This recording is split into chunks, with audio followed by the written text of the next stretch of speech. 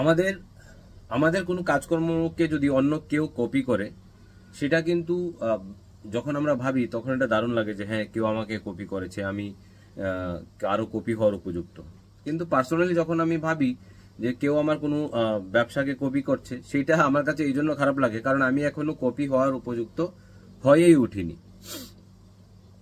সেরকম কোনো প্রকার দাগ আজও আমার মনে হয় না আমি কাটতে পেরেছি এই ইন্ডাস্ট্রিতে। জানি না তারপরও বাকিদের কি চিন্তা ভাবনা। তো ছোট্ট একটা গল্প আপনাদেরকে বলছি, লাস্টে সারাংশটা শোনার জন্য অপেক্ষা করবেন। ভিডিও শেষ পর্যন্ত দেখার জন্য এই জন্য রিকোয়েস্ট, ভিউজ বাড়ানোর জন্য না, ইনফরমেশনটা নিয়ে যান, সেটা আপনার কাজে লাগবে। প্রথমেই যখন আমি প্যান কার্ডের উপর আমরা আলোকপাত করি, আমাদের দৃষ্টি দেই ভালোভাবে, আমার পার্টনার কুনাল পাল সেটাকে ভালোভাবে প্ল্যান করে যে আমরা 95 টাকায় প্যান কার্ড দেবো ইন্ডাস্ট্রিতে, আমরাই 95 টাকায় প্যান কার্ড দেবো, ইভেন্চুয়ালি আমরাই দিচ্ছি। অ্যাটলিস্ট ইউটিআই এত দুর্দান্ত সিস্টেমে কেউ 95 টাকায় প্যান দিচ্ছে না, কিন্তু যারা দিতে পারতো তারা 98 টাকা, 99 টাকায়, 100 টাকায় দিত। যেই আমরা 95 শুরু করলাম, তো দেখলাম আমাদের একজন খুব কাছের দাদা, উনি 95 না 94-এ প্যান কার্ড করানো শুরু করেছেন। যদি উনি ইউটিআই শুরু করতে পারেননি, উনি এনএসডিএল করেছেন সেই জন্য। আর আমাদের দিক থেকে উনার নিজের দিকে গড়ানোর যে প্ল্যানটা, সেটা হয়ে ওঠেনি। যাই হোক, উনি এই জায়গাটায় কপি করেছেন, তাতে কাস্টমারের সুবিধা হয়েছে। কিন্তু এই কপি করাটাকে আমি আমার কাছে বড় হিসেবে নিচ্ছি না, কারণ আমি কপি করার জন্য প্রথমেই বলছিলাম যে উপযুক্ত এখন হয়ে উঠিনি।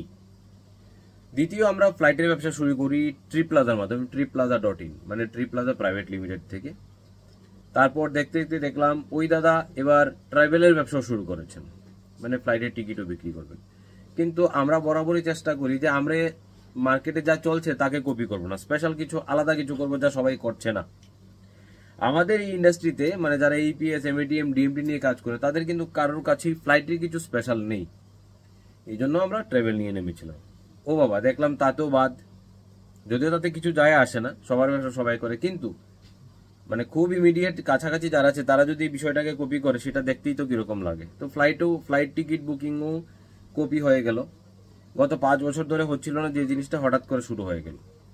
তো আমরা এবার, আমি বলছি এবার শুনুন মনোযোগ দিয়ে, আমরা এবার ফ্লাইটের এরকম একটা পলিসি নিয়ে এসেছি যে ধরুন একটা কাস্টমার আপনার কাছে এসেছে, সে টাকাও আনেনি আপনার কাছে দেওয়ার মতো, কিন্তু টিকিটটা পছন্দ হয়েছে। আপনি ইন্ডিগোর একটা টিকিট কাটতে চান, টাকা নেননি এখনো, বা কাস্টমার টাকা আনেনি, আপনি টিকিট কেটে নিন আমাদের পোর্টাল থেকে। ওই কাস্টমারের কাছে ইন্ডিগো থেকে মেইলে টিকিটও চলে যাবে, পিএনআর নাম্বারও পড়ে যাবে। শুধুমাত্র 6 ঘন্টার মধ্যে আপনাকে পেমেন্ট করতে হবে। 6 ঘন্টার মধ্যে যদি আপনি পেমেন্ট না করেন, সেই টিকিটটা ক্যান্সেল হয়ে আপনার কাছে আবার মেইল চলে আসবে। এটা কিরকম ছিল জানাবেন, আর আশা করি এটা এত তাড়াতাড়ি কপি হবে না।